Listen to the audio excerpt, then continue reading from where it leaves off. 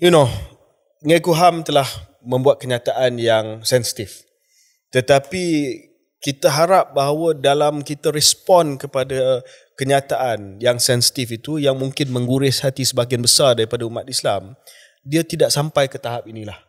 Dan saya harap bahawa PN pun mereka keluarkan kenyataan sebab terasa. Perikatan Nasional dia terasa. Dia kata ada seolah-olah dituduh bahawa mereka telah mengapi-apikan keadaan sehingga ini telah berlaku.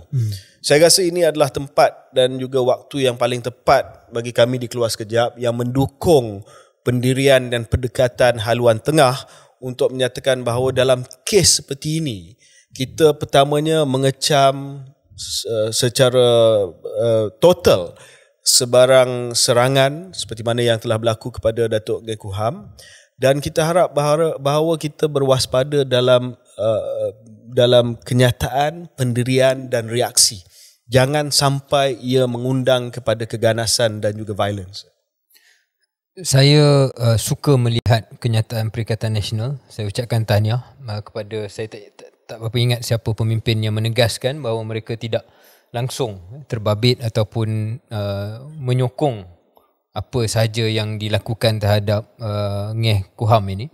Pada masa yang sama, kalau tadi saya mempertahankan kesetiaan rakyat Malaysia yang bukan kaum Melayu, dalam hal ini saya juga sependapat dengan semua rakyat Islam ataupun sebahagian besar rakyat Islam di Malaysia, bahawa dalam hal perundangan syariah ni biarlah ia diuruskan oleh orang Islam sahaja. Dan ini bukan semata-mata isu sensitif KJ. Ini mungkin juga ada menyentuh dah soal martabat undang-undang syariah itu sendiri. Kalau kita masukkan orang bukan Islam dalam hal ini, saya rasa tak sesuai lah, sangat-sangat tak sesuai. Jadi ini lebih soal sensitif. Saya tak naklah sebut dia masuk soal akidah, saya tak layak untuk mengatakan begitu. Tetapi dia dah mulalah masuk ke dalam urusan agama yang saya rasa kalau boleh Mengakuham ke sesiapa selepas ini tidak mengulangi cadangan yang sama. Pada masa yang sama, macam pernah berlaku lebih sedekat dulu KJ, waktu KJ jadi Ketua Pemuda UMNO, saya ingat dalam isu kontroversi kalimah Allah, di mana beberapa gereja dibaling Molotov cocktail ke benda Molotov lain? cocktail Molotov cocktail juga. Dan KJ sebagai Ketua Pemuda UMNO antara yang paling awal sampai ke lokasi pada masa itu untuk memberikan isyarat dan simbol, walaupun KJ memimpin Pemuda UMNO, tetapi dalam hal-hal tertentu, dalam hal yang menyebabkan ada violence, ada dilihat bibit keganasan terhadap kelompok tertentu dalam konteks garisan keagamaan dan perkauman, walaupun pemimpin Melayu mahu datang untuk menunjukkan bahawa tidak menyokong. Jadi dalam hal ni samalah.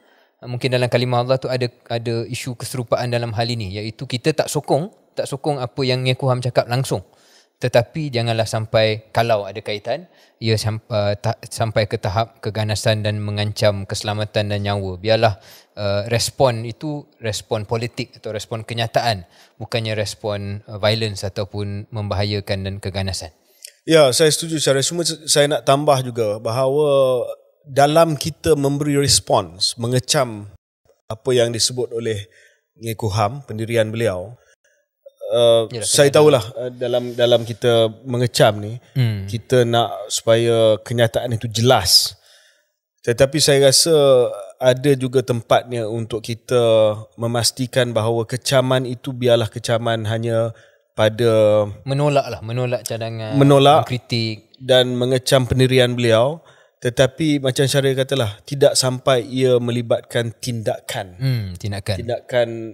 yang luar daripada batas undang-undang. Sebab dalam hal ini dia sangat sensitif, dan saya percaya dan yakin bahawa bila kita balas, menolak, mengecam balik, ini meningkatkan suhu di kalangan orang yang tersentuh dengan apa yang telah dikeluarkan kenyataan tersebut.